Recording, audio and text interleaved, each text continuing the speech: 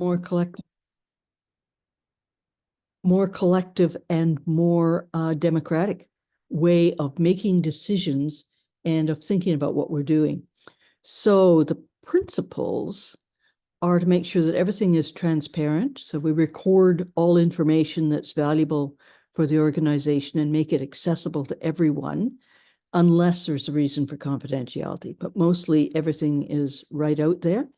And the links that we have provided will take you to most of the information that you'll need. We operate looking for continuous improvement, and that might be small and incremental, but if we keep adding to what we know and make sure that we look at what we're doing in an empirical way, then we'll have good, solid learning that comes out. There's an equivalence principle that means that we involve people in anything to do with them. So it's the sort of same as a motto that says nothing about us without us. So if there are decisions and if they need to evolve, then whoever is involved in those decisions gets to be part of the decision making. We operate by consent, which means that we expect people to raise and to seek out and then resolve objections to decisions and actions.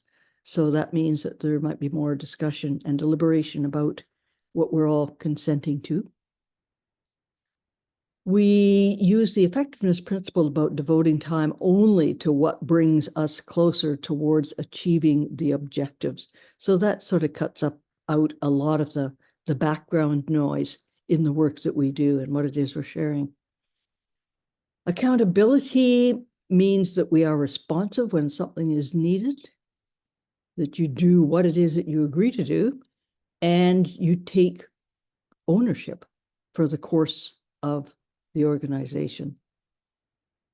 Empiricism means that we're testing all our assumptions and we're bringing them out and having a good look at them. And we do that through experiments and continuous revision.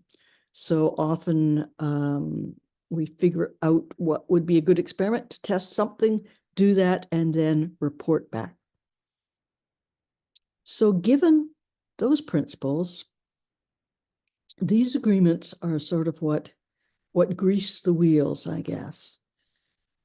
The first agreement is that we are all in this together, that whatever affects one of us probably affects all of us.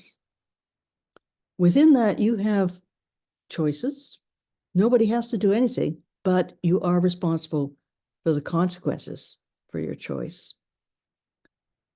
And we lead with curiosity, kindness, patience, compassion, gentleness. So we try to leave an open space for that to happen, really.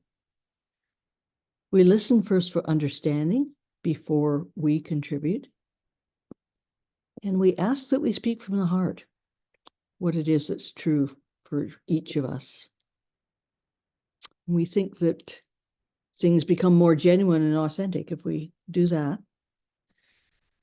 We believe in the fact that both and fits most situations. There's not usually either or situations. So we look out for everything that can exist together. The final agreement is to have fun, find the humor, keep it light, because that's the way that that we can all be together and have some enjoyment that grows out of this process. So let me just ask at this point, well, first of all, Ben, anything to add to all of that? No, I think you did a great job. Covers it all. Okay.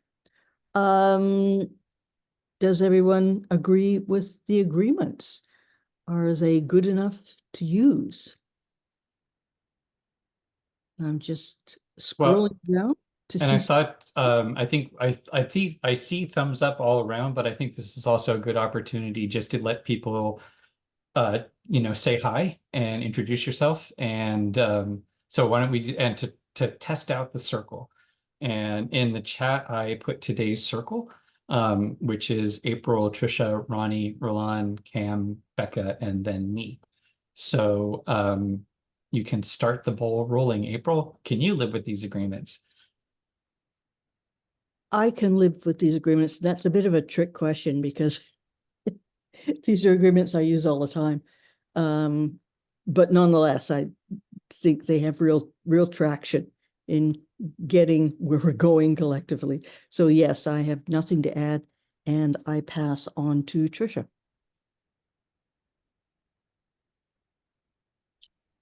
I love your voice, April. It's really, you just have a wonderful voice, and the way you present is just so, yeah, I feel like I'm learning something from a nurturing teacher. So thank you. I agree with all the agreements. And I'm sorry, who do I pass it on to? Me, Ronnie. Ronnie. Hey, Ronnie. Hi. Yes, I agree to these agreements and I have nothing to add, and I pass to Roland. Yes, I also agree to these agreements and I pass to Pam. Yes, the agreements sound good, and I'm going to pass on to Becca.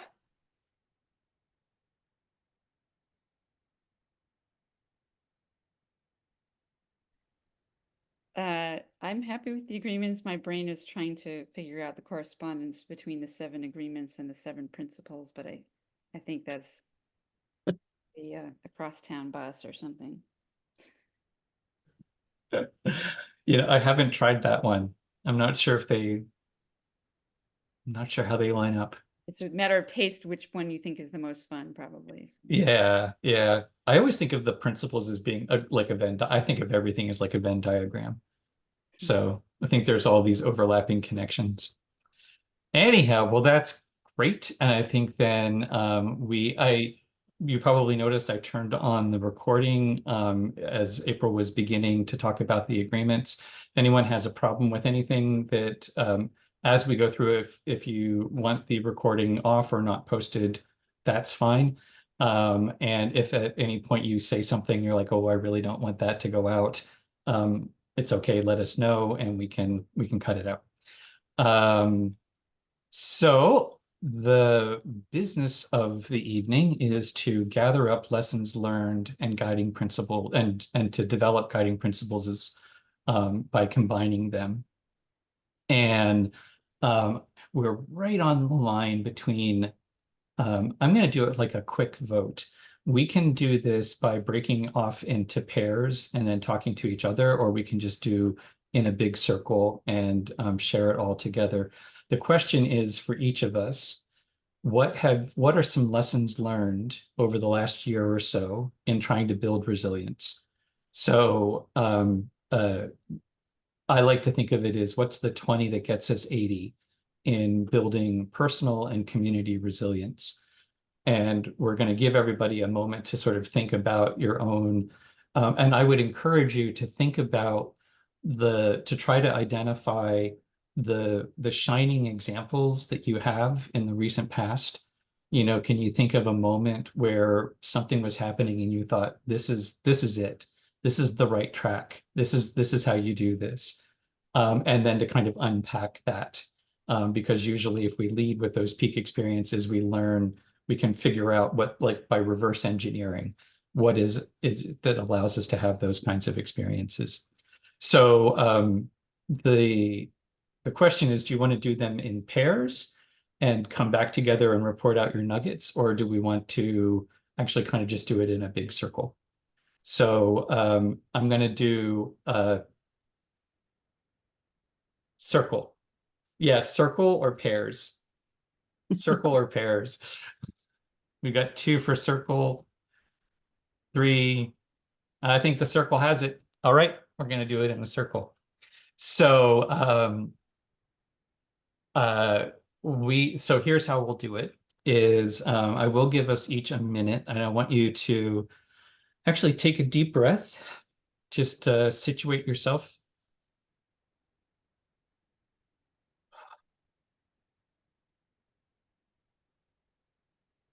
And just think, what are some of the best examples you've had in the recent past of resilience, of building personal and community resilience?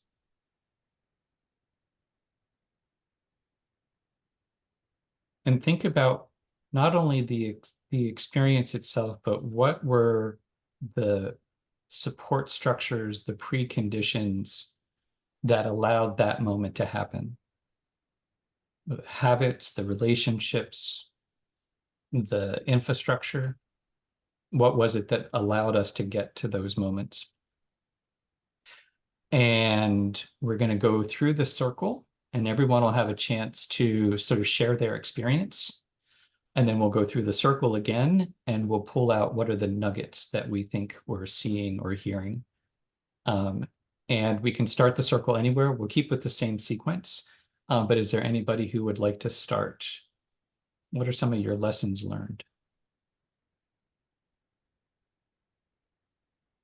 Trisha. I'm going to stop share for while we're doing this. So I'm having an experience of that right now. We are in the process here. I'm at a space called Los Higarones, which is we're calling it's experimentation station or a bioregional learning center or an incubator or a hub or a community center, whatever name you want to put on it. We don't do that yet. But anyway, we're in the process of building a rainwater catchment tank using a technique called ferrocement to catch the rainwater from our roof. And we have this incredible mix of people that are involved that are both local people as well as foreigners who are here visiting and engaged in a work trade thing that we do here. And there's just like so many things that have come together from the relationships with the people that bring all the right people together to the already comfortability that's existent, to knowing what people's skills are and how to employ them, to gosh, there's just so many things that are coming together to just make this thing flow in this beautiful way. And my favorite example is today I had a meeting that started at 10:30. And I've been doing the cooking for lunch. And instead I was like, no, I want to be fully present for the meeting. And so I was able to just delegate all the lunch stuff to different people. And it was like, wow, I'm done and I'm in this meeting and I'm fully present and everything is going on here right now, So I come out from my meeting and the lunch is all ready and they just had 4 hours worth of building the ferro cement tank and everybody is happy. And that felt very resilient. Thank you.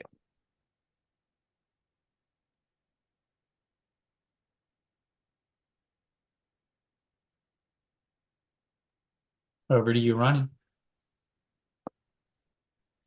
Well, the first memory that came up was back in the fall when we had a phone conversation with Steph, and she said, I'm committed to this project and I want it to happen on this land.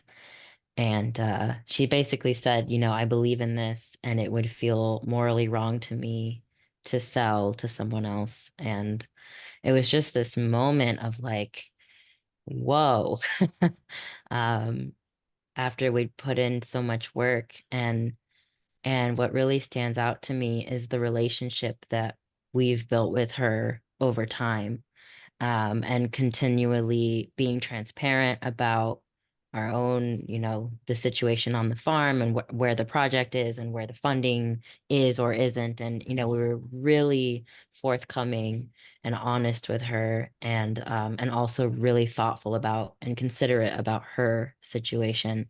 So we really approached it in a way that was in alignment with our values and relational. And she came back with, I want this to happen. And so everything is still going as we had hoped that it would be. So and it's a very, very unusual real estate transaction. Very unusual. Um, so yeah, there was I think a lot of our own work that went into building that relationship and having that outcome be possible. So yeah, and I will pass to Roland. What comes to mind to me is what the project is the Lifeboat Academy, and the Lifeboat Academy is launching a lifeboat network. And I think even right here, we're seeing the Lifeboat Network. It is the fractal nature of lifeboats. It can get pretty intense here. And, there's a lot that goes on. And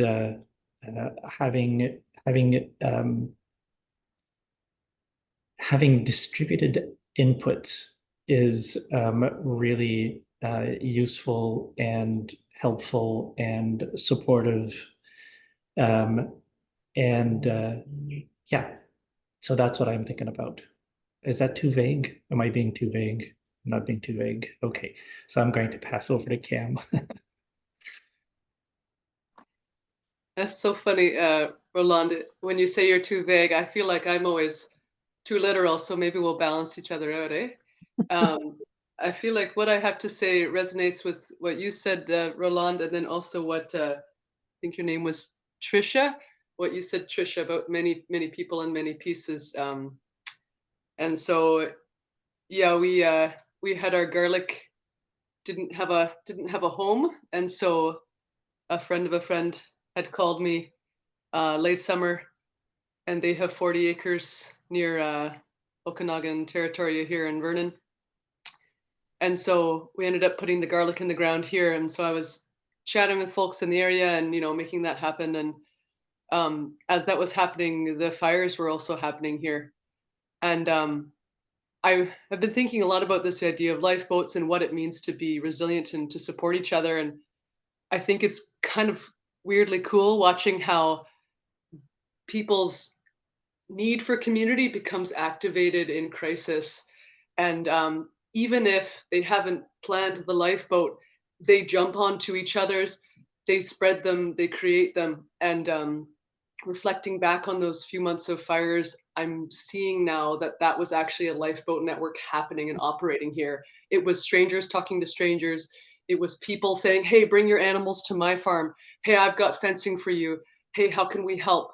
And it was really cool to watch and kind of observe and also join in where I could. And so it's already happening. And, there is no individual resilience. There is only community resilience. And so it really speaks to what you folks are trying to do. And it's already going down. And I think the idea is starting to resonate. And I'm going to pass it to Becca. Thanks, Cam.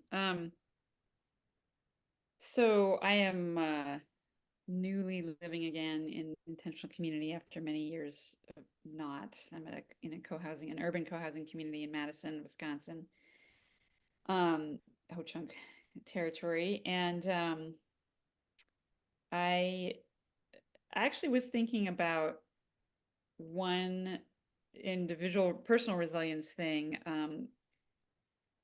that I've discovered. I have two stepchildren, adult stepchildren who live here also in the community already, who have disabilities and who are emotionally dysregulated quite frequently. And so I'm working on my own emotional regulation in the face of their emotional dysregulation. And I've discovered that if I am crocheting while my stepson is ranting and yelling at me, I don't get my, like, I don't know, my vagus nerve is like, it's all okay a lot more of the time. So that's pretty awesome to discover. And I have a lot of yarn. So, and interestingly, there's a lot of fiber artists here, and I'm kind of newly getting back into fiber arts. And one of them lives right upstairs from me, and we've been running up and down stairs, sharing yarn for a project. And I got to know her first because I'm on the process, the facilitation team with her. And so we were just in a really intense meeting this afternoon, and then I went off to exercise and came back, and she was texting me like something went wrong in that meeting for her, and I had no clue. It went right over my head. And so because I'm used to running up and down the stairs doing art, to her, I was just like, should I come up? And she's like, yes. And so we got to just like unpack it and figure it out, and it wasn't a big deal after all. And but if we hadn't, again, it's the relationship. If we hadn't built the relationship, and having some fun creative project to help build the relationship is really great. And who am I supposed to pass it to? Ben. Yeah, that made me think of the farmer and the horse, and we have lots and lots of farmer and the horse moments. And when it's sort of like you're saying, Cam, it's like that's the we sort of have this idea that it's supposed to be all just hugs and gumdrops, and it's actually when things get rough that one is that's when masks start to fall away. That's when people are a little bit more willing to take risks and be vulnerable and show up. Oftentimes, because I mean, I know that I can say this from my own experience. There's, at some point you're too exhausted or whatever to maintain the persona, and you have a breakdown, but that's not a bad thing. It's like sort of it's what's breaking down is not anything that needed to be there in the first place. So there is that irony about, and I think that and I'm thinking also about, we've had ups and downs in this project, massive, like, lose a farm, and then find a new farm, and then think you're losing it again. And then, like Ronnie, the conversation with Steph, where it was sort of like we thought, I mean, basically we had no legitimate claim to expect that for, for Steph to have been that generous, and so we were kind of, and that was that honesty, like, here's where we are. We're not financially, we're not where we thought we would be, but in this other way here, we're a lot further along. And so yeah, I think for me there's that kind of and that's where the relationship part comes in too, because that's not a given, that sometimes the breakdown, the vulnerability turns into an attack, and sometimes it turns into an opening. And so, and I think that's where the norms and the relationship, the pre-existing, you see each other in the hallway, you see each other at the grocery store, it's sort of that tipping point. It could go this way, it could go badly, or it could go really well. And it's all about preconditions. So with that, I'm going to pass over to April. I think this last year I saw pure resiliency based on a process that we've been sticking to without really having an intuition that it was the right one, but not really having it, at least to me, demonstrated clearly until a certain point where there was some extra stresses, conflicts, little edginess, little bit of friction. And we reminded ourselves to return to the process. And in doing that, it all became clear collectively really fast that, oh, right, yes, we knew we should expect this and that and whatever. And then we were able to move along the usual way of doing things very quickly. So again, the vulnerabilities came out and the recovery, the recognition and recovery happened quickly.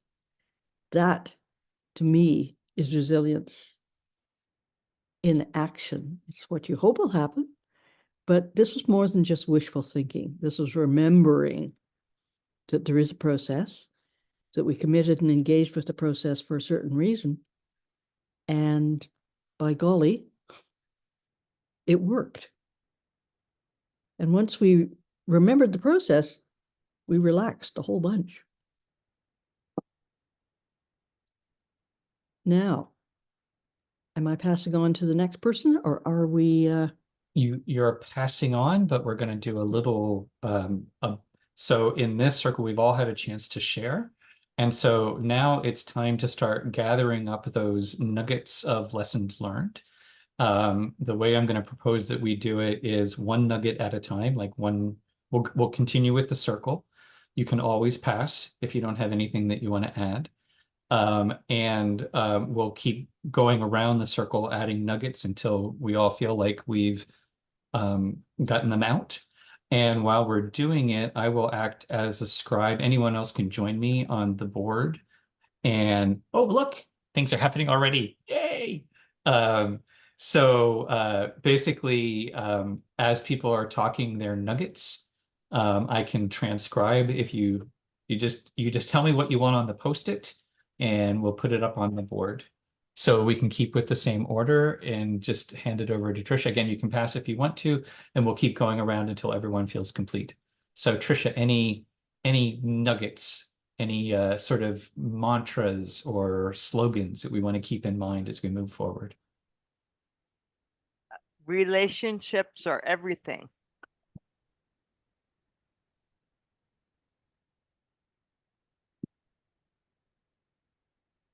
Awesome. On to Ronnie. Lean into the process. Awesome. Over to Roland.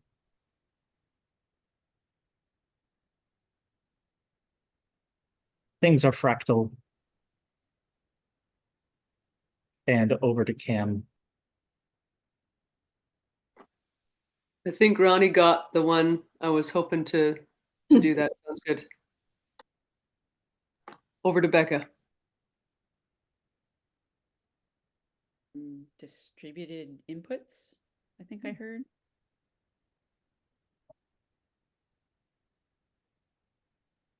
Over to Ben. I think I'm going to go with Farmer and the Horse.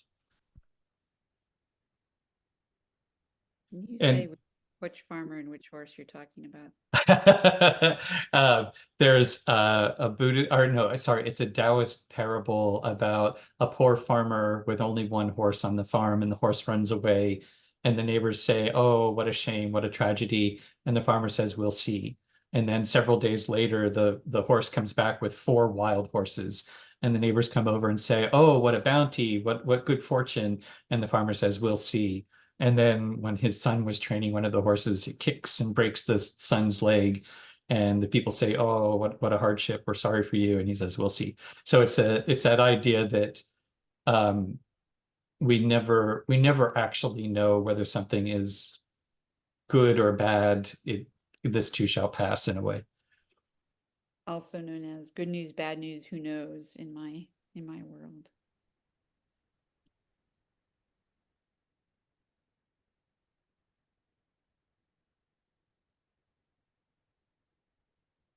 Precisely. All right, and I pass over to April. I can't remember. Yeah, April. Yeah, I'm going to bring out my bumper stickers now. I live my life by bumper stickers at the minute. And the one on my pickup truck at the moment says you can't push a rope. Hmm.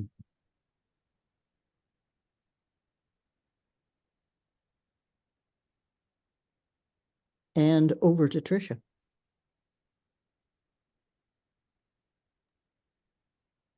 I'm stumped on the you can't push a rope, so I'm just gonna sit with that for a minute. Thank you.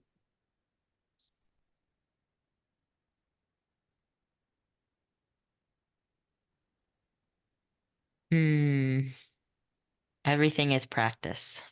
Mhm. Can I say two? Oh, sure. Okay. Um, Setting a bad treat precedent here. treat everything as an experiment. I definitely will let you get away with that one.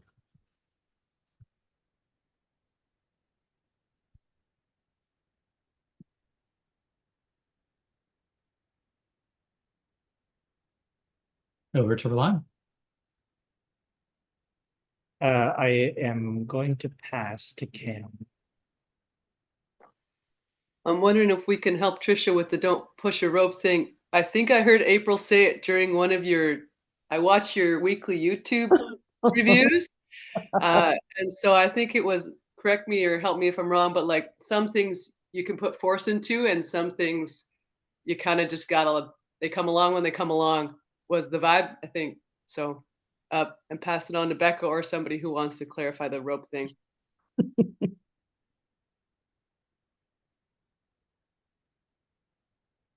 Um, there's something from my story about crocheting that I want to try to pull out, but I'm not sure how to say it. It's something about um getting tactile and Mm, grounded in a real world creative project and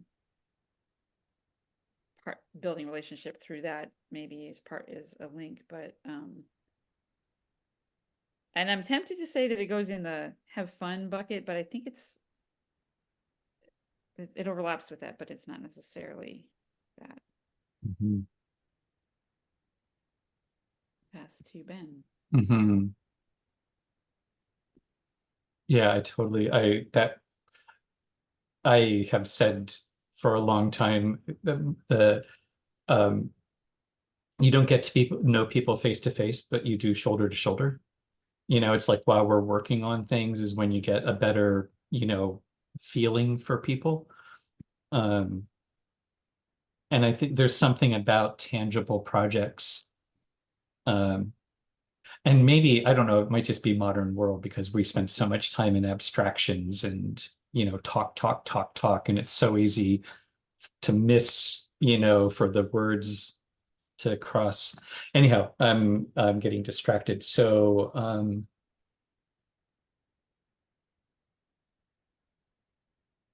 well, and I think the other thing too, it's relationships are everything and relationships take time. And that's just how it is.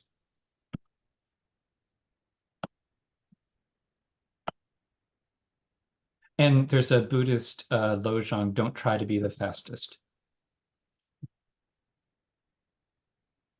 It's not a problem that relationships take time. It's not a problem that sometimes it takes a while to talk through things before rushing off and doing something. So yeah, that's mine. Over to April. I'm just going to talk about rope for a minute. There's something in that for me that means a couple of things. One of them is that we have tools, but we need to recognize what they're good for. So if we're trying to make progress in some way or do something, get something done, and you're using a rope, pushing the rope is never going to get you where you think you might want to be. However, pulling on the rope is probably useful, at least to try out in your experiment. The other part of it is that very often I try too hard with things, and I will push a rope. Sometimes literally, always metaphorically. And so I have to remind myself that. And somehow that rope is tangled up with the time thing too, that things take time, people take time, nurturing takes time, gardens take time. And it just is part of the natural order. And over to Trisha.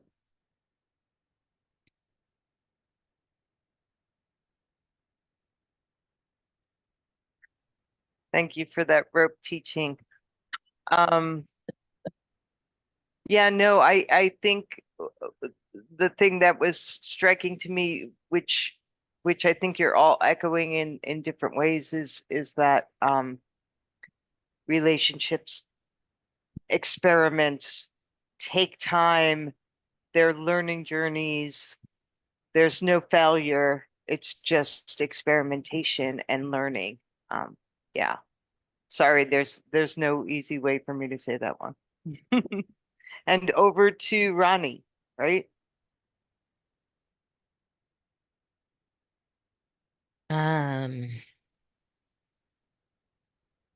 What was it? I just had it and then I was thinking about Trisha's and I was like, yeah, that's so good. Oh.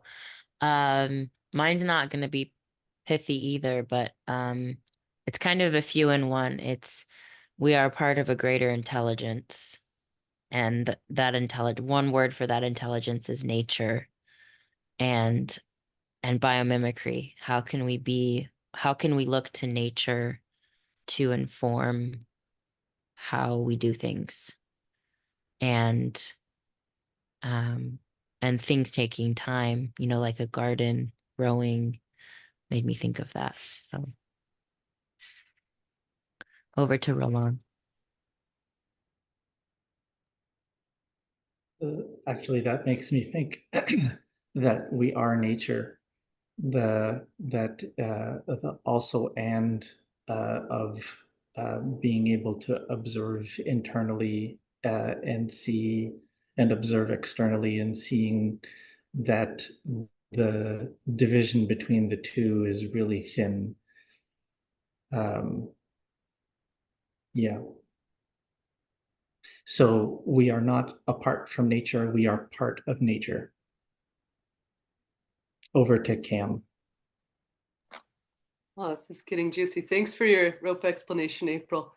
A couple of your ideas are making me think of one thing, the idea of like process is something you practice, and the idea of like how important relationships are. And I'm thinking of just this idea of like being a super organism, and how like if we have a gift as humans, it's twofold. That idea of reflecting, like you said, Roland, and then the idea that we're socially motivated. So those two things together, make us not that different from bees or these groups of creatures that can come together and create pretty cool things. We can also do a lot of harm, but super organism as a goal, On to you, Becca.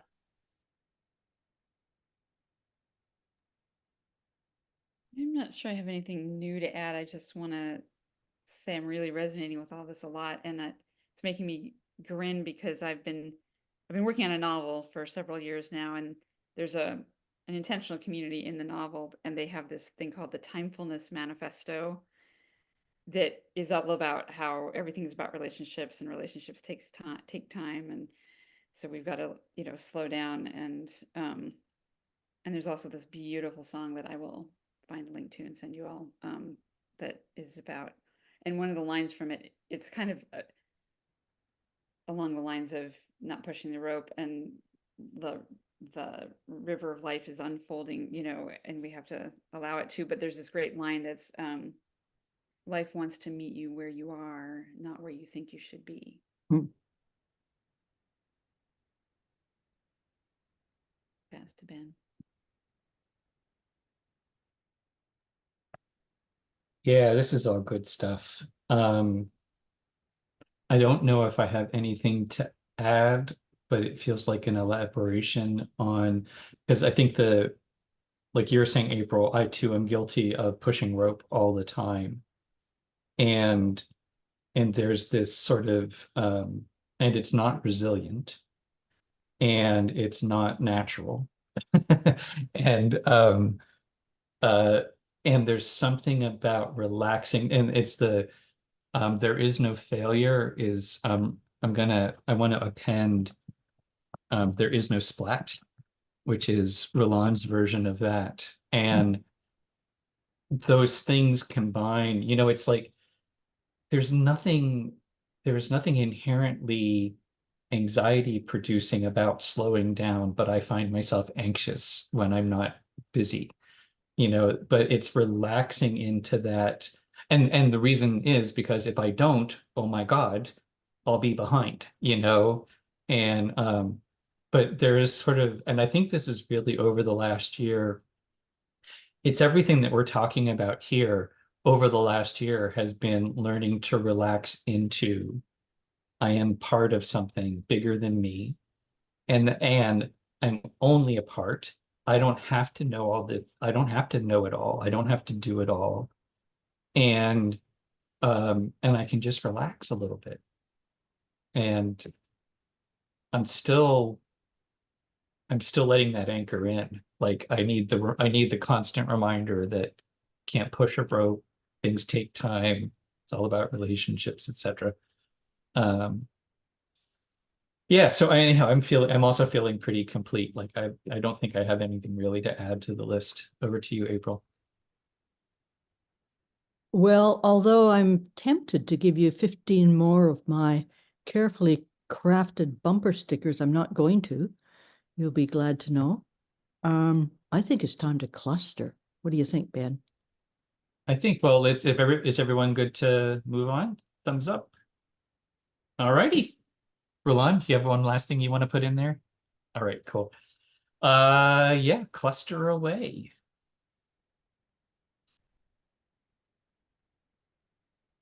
Over to you, April. Okay, now I'm trying to make my clustering work.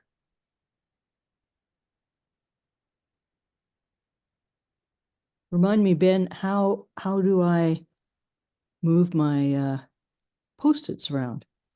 There, you grab one. That was Get that? me. Oh, you can click on it and then left with the left mouse button, move it around. So one click to highlight it, and then left mouse button to hold down, and you can move it around. Is this are we just watching or is this a participatory clustering? This can be participatory if people want to join on.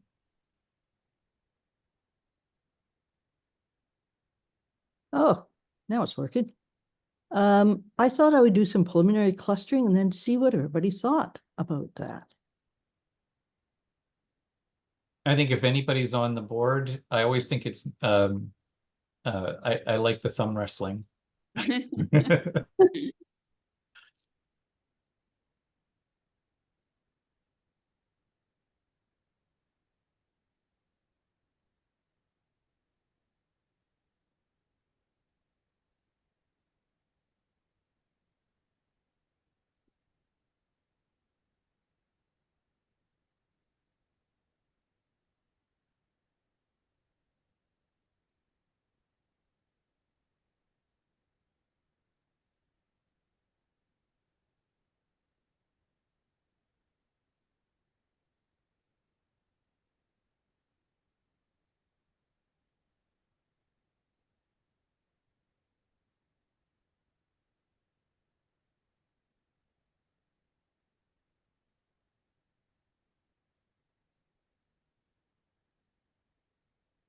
Hmm.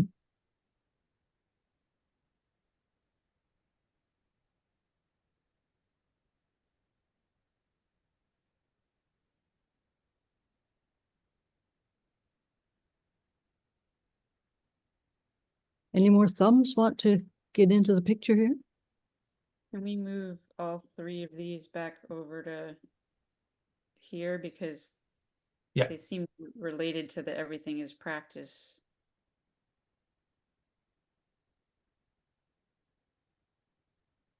Is that a friendly amendment? Yep. Mhm. It works for me.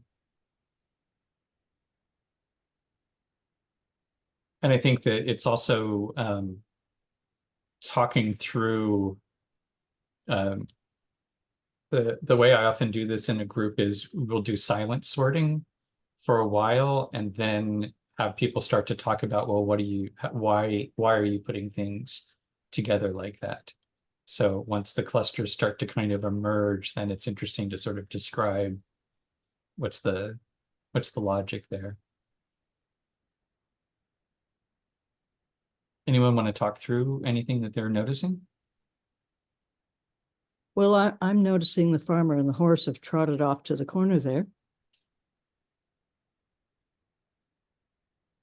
Kind of like an outlier. I think that's actually part of the experiment. Hmm. Because I think part of the experiment is, it's not pass fail. It's even if it doesn't go the way you expect, it's still information, learning. It's also related to there's no failure, no splat. I'd like to suggest that the get tactile and grounded is actually related to relationships or everything. Because it's really more than relationships between people, it's relationships with all our relations, Mm. and Mhm. everything. And that, yeah,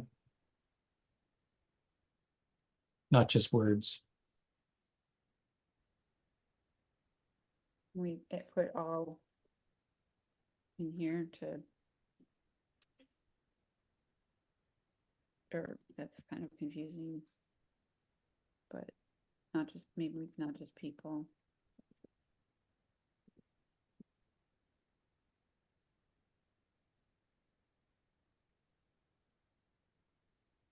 It also feels related to me, seems related to we are nature, because it's like actually doing something, like actually getting our hands dirty and participating and changing the world, having an impact in a positive way. Sort of like we've talked about how there are certain, like some vegans, for example, feel like they should have absolutely no impact in the world, in the food chain, like on animals and things like that. Like we need to just like hands off all of the creatures and not participate. But in reality, we're here to be part of all of it. So anyway, that's kind of a long explanation. Also, if anyone here is vegan, it's okay. Sorry.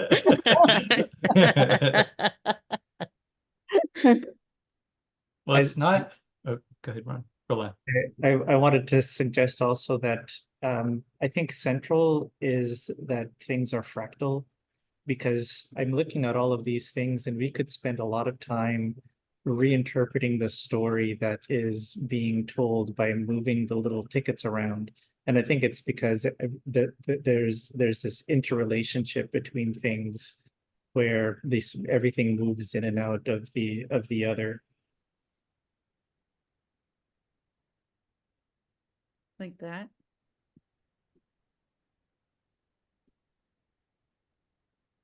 It makes me think that I just started reading, there's an anthology called Kinship that is co-edited by Robin Wall Kimmerer. Right, yeah.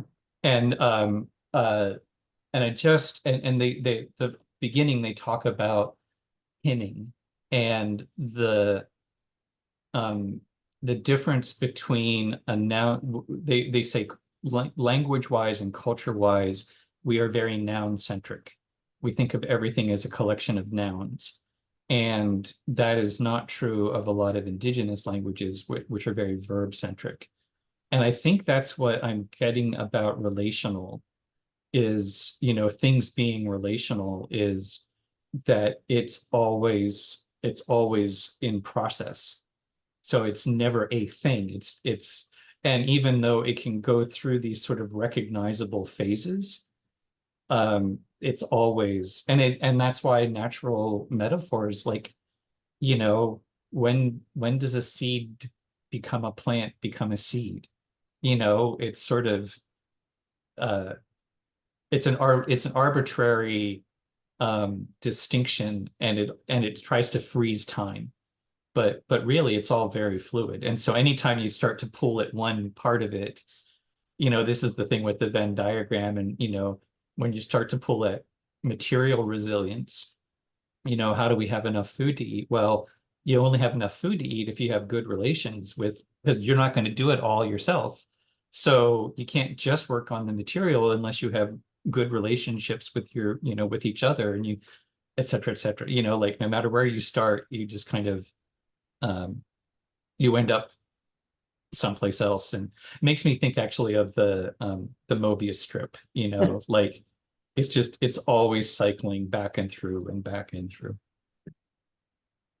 Sorry, I'm getting long-winded again.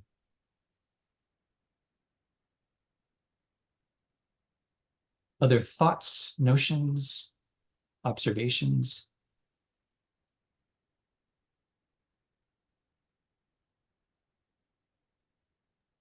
All right. It's kind of in the shape of a dolphin. So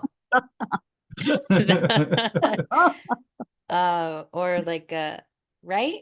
Do you see what I mean? So like the nose is the bottom right yellow one, and then it goes up, and then the top, the pink one at the very tippy top is the arc of the body, and then the tail goes back. I don't know. I wanted it to be like a cute animal shape or something.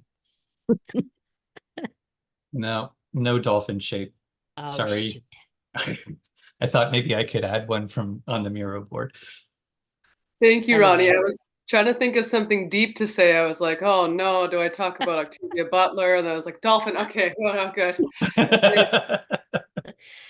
Dolphins are very communal. They're joyful. They're very smart. We're the same. So the dolphin principle. Yes. You can quote me. And that's all.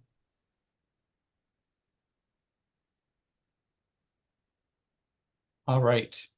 Well, I think we are basically, this is our purpose for tonight.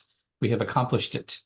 We have pulled together some really interesting lessons learned, and more importantly, we've had a really cool conversation about it.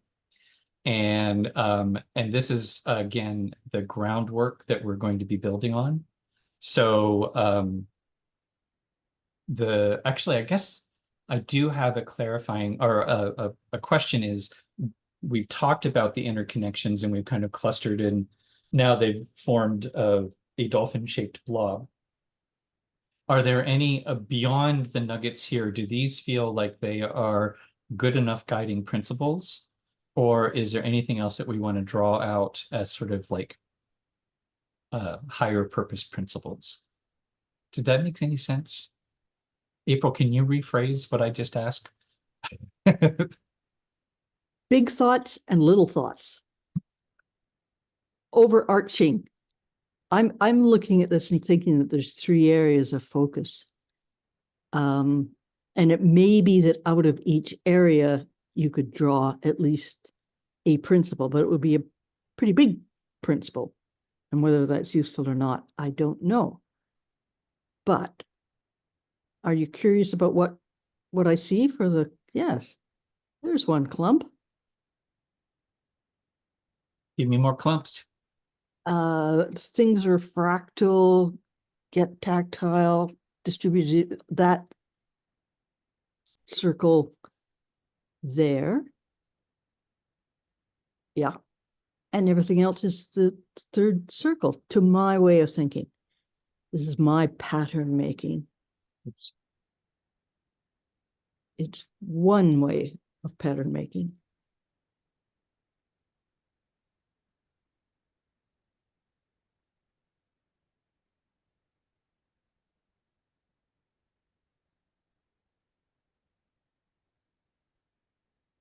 I see a little circle that's very much Venn diagram. I don't think it, oops.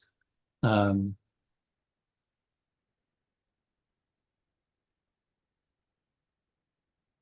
kind of about taking time.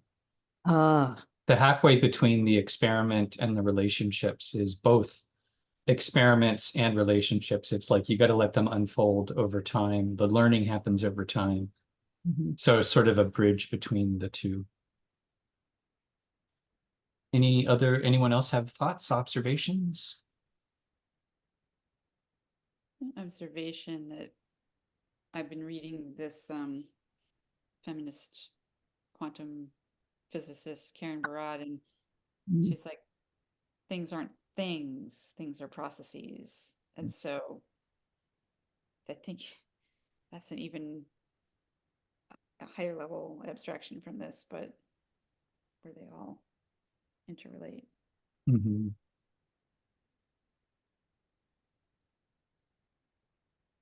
Things are relational processes.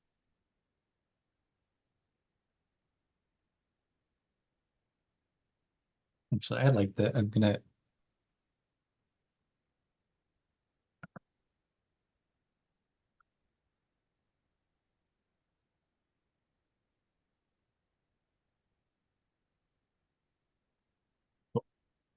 And I have to say, I've been reading some articles about the nature of time from physicists and metaphysicists and everybody else. And all of this stuff fits into their ideas about what time actually is.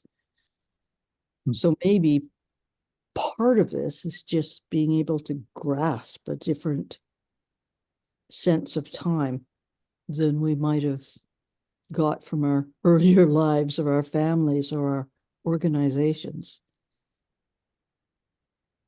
And certainly in cross-cultural terms, different cultures think about time in different ways. Mhm.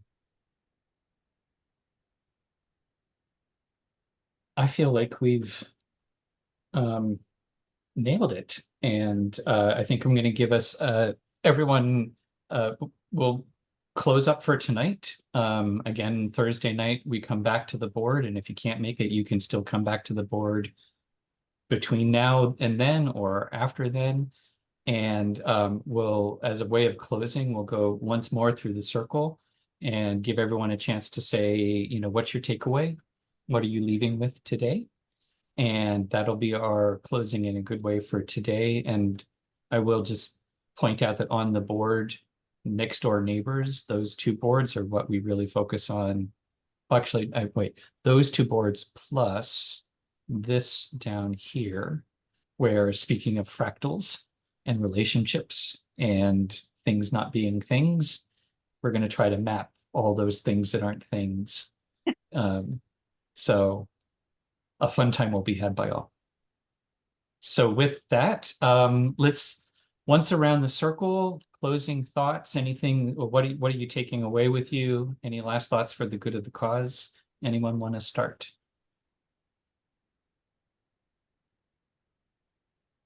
I can start. I'm feeling like moved and tickled about how my fictional world and my real world are becoming one.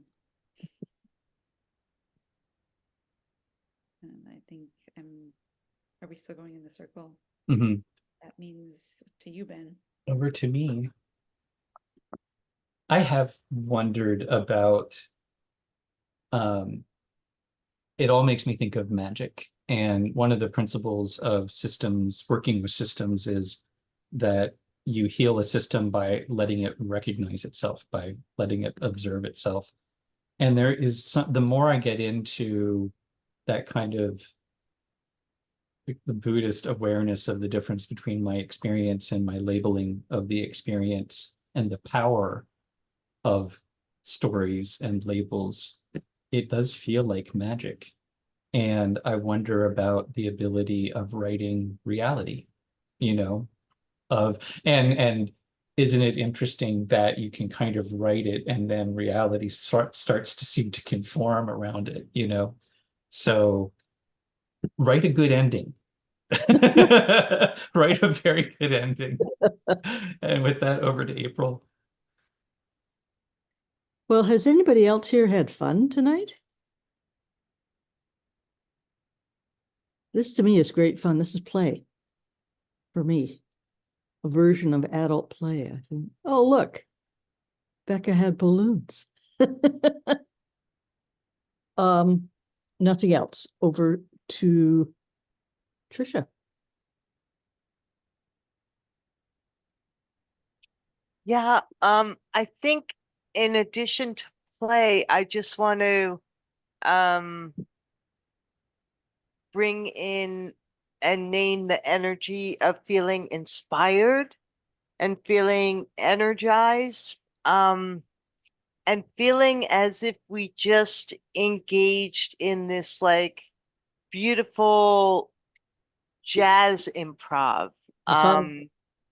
Yeah, so yeah, thank you. I'll pass it to Ronnie. I'm realizing that throughout this time together, we have actively put into practice several of the things that are on this board, like using a process. Well, that's the main one. Taking our time, leaning into relationships with each other. Yeah, so there's the fractalness of it. And yeah, just grateful for this space and for this exercise, and it feels like a good solid foundation for the next sessions, both in a sort of conceptual theoretical way and emotionally connected, we're all in this together kind of way. Over to Roland. I'm reading a book right now called Babel, and I'm still not convinced about it, but there's a really interesting idea. It's a alternate universe fantasy thing where magic happens on these little silver bars, and only translators can make magic work because it's the power of the magic is in the space and meaning between a word in two different languages. Uh-huh. I kind of feel like I see, and that for me, there's echoes of that in visual arts, and I suspect that there would be echoes of this with the musicians in the group also. And so I'm looking at the board, and I at first I was thinking I really liked that it was naturally turning into a Venn diagram, and then I thought about the fractal nature of things and the way that you can retell stories, and the power in it is that there are connections between all of these things. So it's the connection between all of these things where things vibrate, where there's all the potential is held. So over to Cam. Yeah, I'm gonna second April on this. This was definitely fun. I think once dolphins get involved, fun just kind of emerges. I think it's also cool how, you know, this idea of, you know, maybe chaos or collapse with climate change, it doesn't have to be negative, right? It can be this like wonderful freedom and beauty of connection that comes out of it. And I think things like this remind us that that is possible. So thank you. I think I'm going to pass it back to Ben because I think I might be the end of the line here for the circle. Well, that's it. Thank you everyone for coming. Apocalyptimism. Yep. Thanks for coming out, and hopefully we'll see you on Thursday. If not, no shame, no guilt, and feel free to contribute, and we'll keep you in the loop.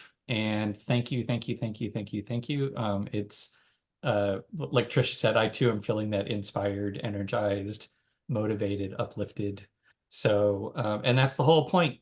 So, yay! And we'll see you around. Bye-bye. Bye, everybody. Thank you. Bye-bye. Will not be here next time, but or the time after, but I'll try to keep up on the board. Okie doke. Take care. See ya. Thanks for coming, Cam. I was really excited to see you here. Oh, you're muted now. You're muted. I was gonna say we should do a catch up soon, but I will come on Thursday and do the same thing again. But I do want to catch up with y'all and see where y'all are at. Okay. Yeah, cool. Yeah, we've got updates. Well, Okay. actually, you know the updates, but I you know can some ask. of them, but yeah, I'd love to hear more. And but I don't want to distract you in your process. So yeah, we can catch up. You know, once the charade is over or whatever you need. Okay. Cool. All righty. Talk to you soon. Okay. Okay. Bye. Thank you. Bye.